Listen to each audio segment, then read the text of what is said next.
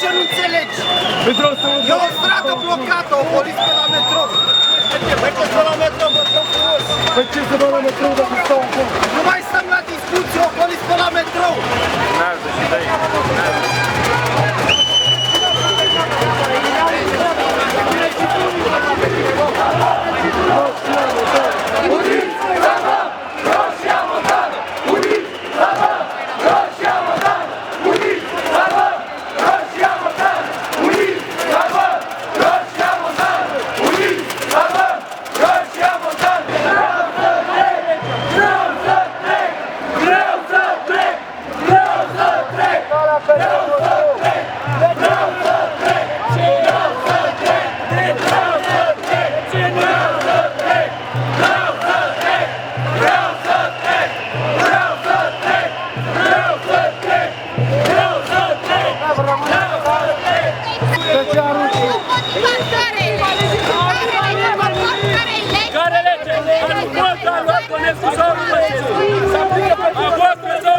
Cine face legea dacă nu poporul?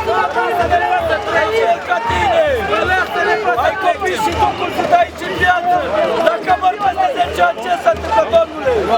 Unde ajunge groapa de cu noi Europei? Asta vreți de la noi? Vă rugăm, de ce nu lăsați?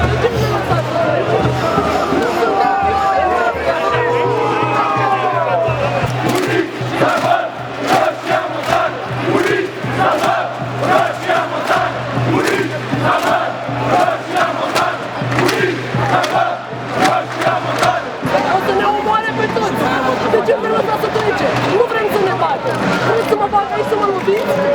Ce vreți să facem? Nu înțeleg care este motivul pentru care dumneavoastră ne obligați. Nu aveți atâta verticalitate încât să nu respectați niște ordine chiar dacă sunt incorecte. Vă ne puteți spune măcar, vă rugăm, de ce nu lăsați? Nu aveți dreptul să aveți opinie personală. Sunteți niște marionete în fața lor, din păcate. Al doilea rând, aveți autorizație pentru meeting?